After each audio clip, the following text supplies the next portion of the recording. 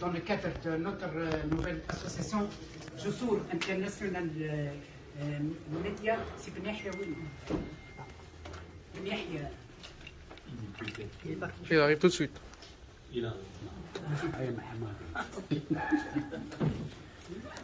Notre réunion aujourd'hui dans le cadre de démarrage de l'association Jussour International Media pour le développement, présidée par le docteur Mohamed Hamedi, qui est en même temps le président de l'association des journalistes émiratiens. Et nous sommes honorés aujourd'hui de vous inviter pour la première fois dans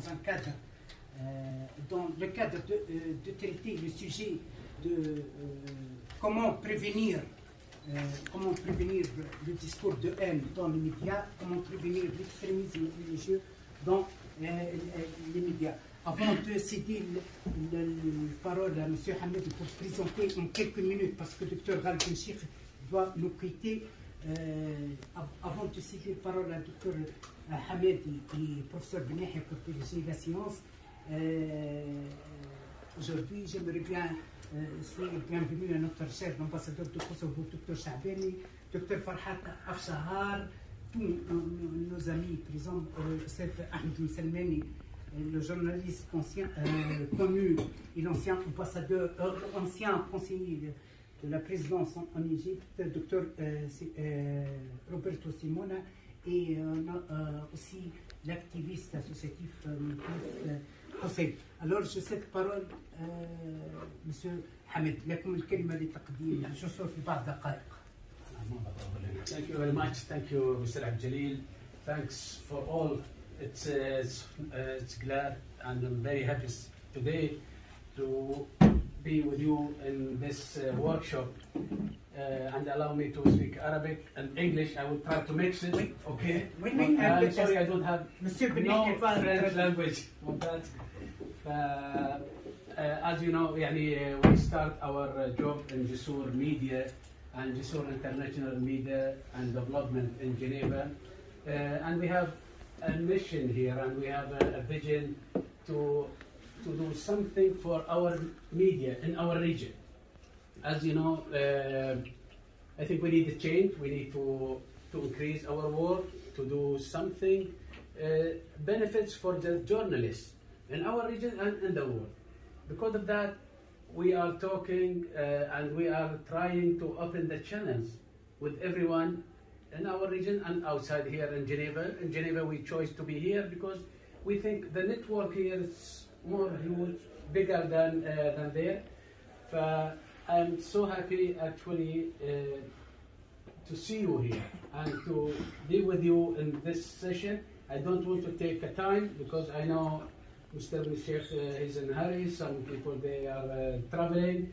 But this is very short notice. Maybe we'll talk later. أنا أشكركم شكرا جزيلا على حضوركم. هذا شرف لي أنكم تكونوا موجودين معايا في هذه الفعالية الأولى لمركز جسور في جنيفا. وشفناكم هنا وإن شاء الله نشوفكم في الإمارات. And I saw you here and I hope to meet you in the UAE soon in our event there. Please, thank you very much. Merci beaucoup. Alors, j'ai oublié de vous présenter que le Dr Hamed est connu comme activiste associatif, surtout comme écrivain spécialiste dans la matière de lutte et prévention de radicalisation et surtout contre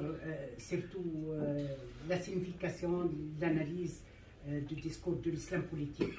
Permettez-moi, à Ben Yahya, parce que Siral Benchir, j'aimerais bien tenir à remercier M. Ghal Benchir que malgré ses engagements, il a insisté de nous honorer par son présence ici avant de nous quitter. C'est à vous aussi, Ghal. Hier, j'ai dit que je n'ai que l'impératif de l'amitié pour m'adresser à vous, et cette amitié se consolide et se poursuit aujourd'hui aussi. Je suis extrêmement heureux et c'est moi qui suis honoré de rester, et heureusement que les communications et par la voie ferroviaire me permet d'honorer mes engagements ailleurs et de tenir ceux qui sont ici avec vous. Le sujet est très sensible.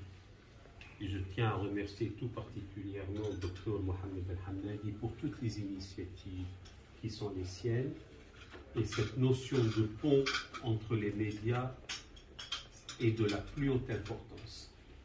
Les médias, mes chers amis, sont un moyen d'éducation populaire dans son sens le plus noble du terme, c'est-à-dire une éducation dite de masse. Alors certains pensent que lorsqu'on parle d'une éducation de masse, c'est dépréciatif. Non, c'est le meilleur moyen d'éduquer, de sensibiliser, de donner une conscience au peuple, AUX, donc au peuple au pluriel. Les médias, la presse, l'information sont le socle d'une démocratie, sont le socle des États libres, parce qu'il faut aussi choisir ceux qui président à la destinée de l'État, du pays, ceux qui sont les plus aptes et les plus engagés à mener cette prêtrise au sens premier du terme, qui est servir l'État, servir le peuple. Et donc, ne serait-ce que pour ces deux raisons, meilleur moyen d'éduquer le peuple et meilleur moyen de l'informer afin de savoir choisir son destin, il y a ce rôle crucial. Encore faut-il avoir des hommes et des femmes, des journalistes, des hommes des médias, des communicants probes, intègres, compétents, sérieux, professionnels. Et malheureusement, ce n'est pas toujours le cas. Alors quand je dis ça, ce n'est pas une des fausses classiques sur les médias avec l'article les qui est toujours abusif. C'est que malheureusement, nous assistons aussi, j'ai eu l'occasion de le dire hier, à une sorte d'entreprise quasi industrielle pour formater des opinions. Et nous connaissons des cas dans un pays voisin, je parle de la France, et aussi certains manias de la presse qui sont au service d'idéologies, de politiques particulières, et malheureusement, encore une fois, en ce qui concerne un cas beaucoup plus récent en France, c'est une fabrique de polémistes, de personnes dont ils n'ont aucun autre programme politique que la haine et ajouter fracturation sur la fracturation. Je cite deux exemples. Le premier, il y a eu des élections générales récentes, quand je dis récentes, ça remonte à quelques mois, en Allemagne, qui ont donné maintenant, depuis 2 jours, un nouveau chancelier à l'Allemagne. Pendant le mois de la campagne électorale, le mot islam n'a jamais été cité et le mot immigration n'a été cité qu'une fois. Est-ce pour autant l'Allemagne n'est pas un État démocratique, n'est pas un État souverain, n'a pas une identité, n'est pas un modèle de modernité politique? Ben non, et les choses vont bon train. En dépit de la présence d'1 million de réfugiés 5 ans plus tôt. Et là, tous les jours que Dieu fait, on a le vocable islam qui est devenu un vocable synonyme d'épouvante, de terreur, de malédiction, et un sujet explosif, hystérisant, obsédant. Et ça, c'est aussi une fabrique des médias. Et c'est pour ça que la communication a son importance. À l'ère de la révolution numérique, à l'ère des nouveaux canaux d'information, il nous incombe 2 choses. Je finirai là-dessus. La première, c'est d'être aussi, si je puis dire, de bons consommateurs des médias et d'en être aussi acteurs et réagir. Et ça m'a valu quelques inimitiés, je le reconnais, à la composante islamique de la nation, française, suisse, ailleurs, de savoir où sont les priorités.